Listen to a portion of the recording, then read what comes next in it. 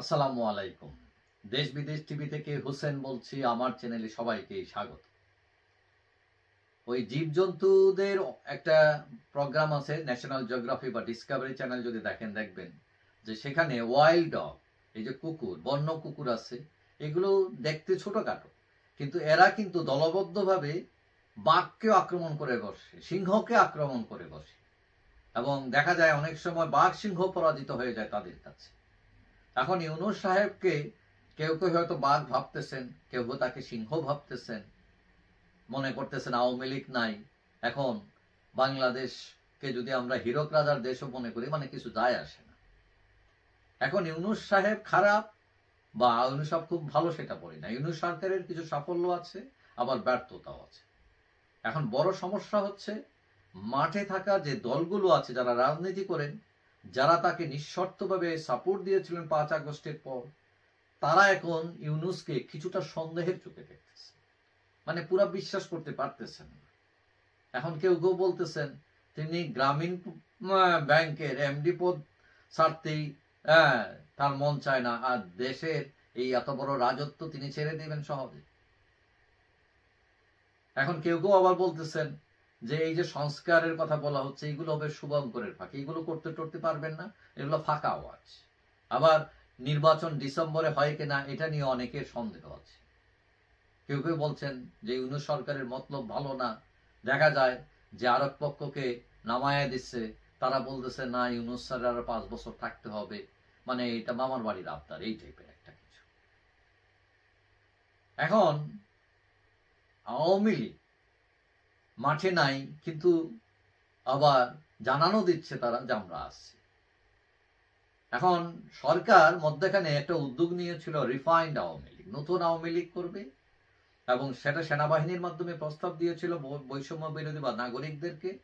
কিন্তু এইটা দিয়ে এখন কিছুটা সরকার বেকায়দায় পড়ে যায়, মানে তারা বলতে যাচ্ছে যে এই সরকার আওয়ামী লীগ। এখন সামনে আবার ভারত পাকিস্তান যুদ্ধ, মানে হয় শুরু হয় অবস্থা, আশঙ্কা। এখন এই ক্ষেত্রে বাংলাদেশের অবস্থান কি হবে সেটা নিয়ে ইউনূস সরকার একটু বিপাকে আছে। আবার আমেরিকা নতুন শুল্ক দিতে চাচ্ছে, আমাদের গার্মেন্টস শিল্প বন্ধ হয়ে যায় কিনা, এইগুলো নিয়েও সরকার একটা টেনশন।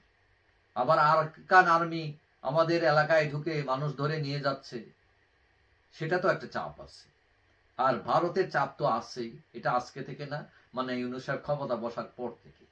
আবার এইদিকে আভ্যন্তরীণ আইন শৃঙ্খলা পরিস্থিতি খারাপ, মানে খুব একটা উন্নতি হচ্ছে না যতটুকু হওয়া উচিত ছিল। চিন্তায়, রাহাজানি, হত্যা, বিভিন্ন ধরনের অ্যাক্টিভিটিস চলতেছে, যেখানে সাধারণ মানুষ অনেকটা আতঙ্কিত। এইটা ছাড়াও ইউনূস সাহেবের আরো ভয় আছে, মাইনকার চিপায় তিনি পড়েই আছেন বলতে গেলে। সেটা হলো যে আইসিসি, যেটা আন্তর্জাতিক অপরাধ ট্রাইব্যুনাল, হ্যাগে, সেখানে ইউনূস সহ ৬২ জনের বিরুদ্ধে অভিযোগ উত্থাপন করেছেন সিলেটের প্রাক্তন মেয়র, ব্রিটিশ নাগরিক আনোয়ারুজ্জামান এবং ব্যারিস্টার নিজুম মজুমদার সহ কয়েকজন, এবং সেইটা ইউনূসের বিপক্ষে যায় কিনা এটা নিয়েও তিনি টেনশনে আছেন। আবার এইদিকে সরকার ইউনূসের বিরুদ্ধে যে মামলা ছিল এগুলো খারিজ করে দিচ্ছে, এবং এইটাও অনেকে চিন্তা করছেন যে সেটা বুমেরাং হয়ে আবার ফিরে আসে কিনা, কারণ ইউনূস সাহেব তো আর চিরজীবন ক্ষমতায় থাকবেন না।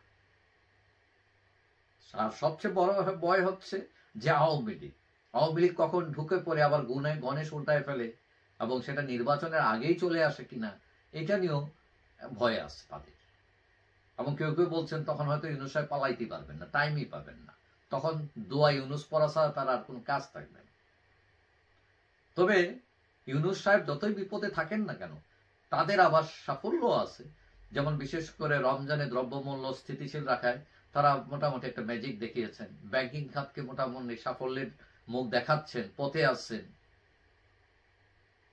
এবং এটা ছাড়াও তাদের হাতে আরো সময় আছে, চেষ্টা করলে হয়তো ওই মাইনকার চিপায় থেকে তারা বেরোনোর চেষ্টা করতে পারেন বা সফল হতে পারেন, আবার আটকে থাকতেও পারে, সেটাও সম্ভাবনা আছে। সম্ভাবনা অনেকটা 50-50। তো আমরা চাই না তিনি মানকার চিপায় আটকে থাকেন, কিন্তু কথা হচ্ছে আওয়ামী লীগ বিরোধীরা যেরকম ভাবছে যে তিনি এখন মানে দুশ্চিন্তা মুক্ত, মানে আরাম করে দেশ চালাচ্ছেন, ব্যাপারটা সেরকম না। আবার আওয়ামী লীগের লোকরা ভাবছে যে তিনি সবকিছু রং করতেছেন, কোনো কিছু পারতেছেন না, এটাও ঠিক না। কারণ হ্যাঁ, তাদের কিছু সাফল্য আছে, ব্যর্থতাও আছে। তবে সত্য হচ্ছে তিনি এখনো মাইনকার চিপায় আছেন, এবং এই চিপা থেকে বেরোতে পারেন কি পারেন না, এটা হচ্ছে দেখার বিষয়। যাই হোক, সবাই ভালো থাকবেন। আশা করি দেখা হবে অন্য কোনো ভিডিওতে ইনশাআল্লাহ। আল্লাহ হাফেজ।